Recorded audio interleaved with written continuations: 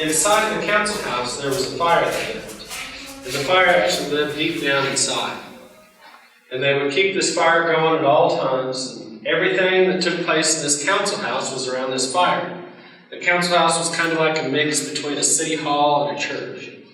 So this fire was a sacred place for us. We didn't use it to cook with or to warm ourselves with. It was just to pray with. We prayed to God, the one that gave all, and the provider of all things. We believe that smoke, it carried up our prayers to heaven. So all the words that we said around this fire, and all the songs and all the dances, it was a sacred occasion. We would come in here several times throughout the year. Every month on the new moon, we would have an all-night dance. Also, at least 7 times a year, we would dance around our fire, either in here or outside on the square ground, for different things like when it was time to plant, when it was time to harvest the crops. We had specific ceremonies throughout the year that were all basically Thanksgiving ceremonies. So all of our dances and our songs that we did around our ceremonial fires, they were Thanksgiving prayers. That's what it was about. The words to our songs don't always translate. We don't always understand exactly what we're saying when we sing. But even when we do, they say that it's not the translation of those words that's important. It's the feeling that we have in our heart when we sing and when we dance together. We still do a lot of these songs and dances today. And we don't have council houses like this anymore, but our fires are outside and still dance and sing around them, just like our ancestors. And when we dance, we sing, we go counterclockwise.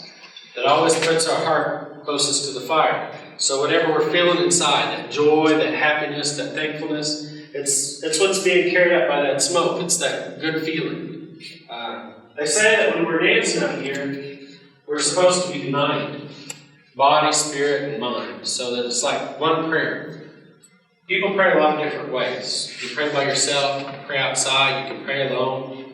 You pray with a group of people.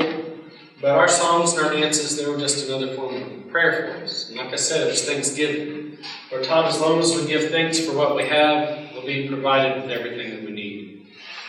Our clans were very important.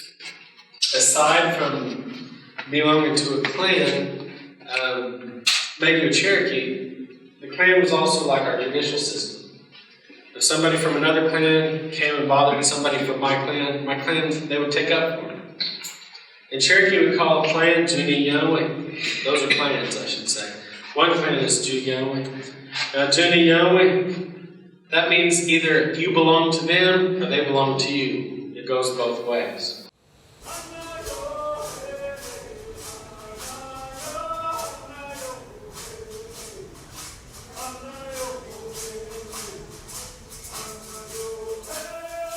Each one of our towns had their own set of chiefs. They were semi-autonomous. You could go to another Cherokee community and there would be people from your clan there. In fact, to have a ceremonial fire, you had to have all 7 clans in your community. So you could go to a town full of strangers, and if they were a Cherokee town, there would be someone from your clan there, someone from your family. They would take you in and treat you as a brother or as a sister. So if you went to war against another Cherokee town, you would be fighting, in effect, your own family. So we didn't go to war against other towns. Each town was not completely its own city-state. We shared this kinship system between communities. But each town could make their own decisions. They have their own leaders. Our political leaders were the same as our ceremonial leaders. Most towns had a ceremonial chief, as well as a second chief, which was like that ceremonial chief's right-hand man. They had a speaker. They had a council from each one of these 7 people. They held elder women that were very sacred, called beloved women. And in some communities, there were slightly different variations on that.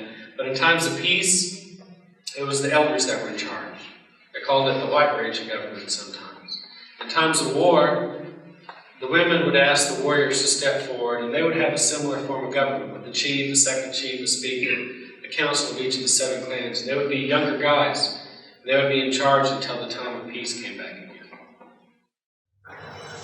As we look to the future, as long as we are the ones who decide what it means to be Cherokee, we will always be Cherokee people. Ani Chalagi, Ani Yanwiyan.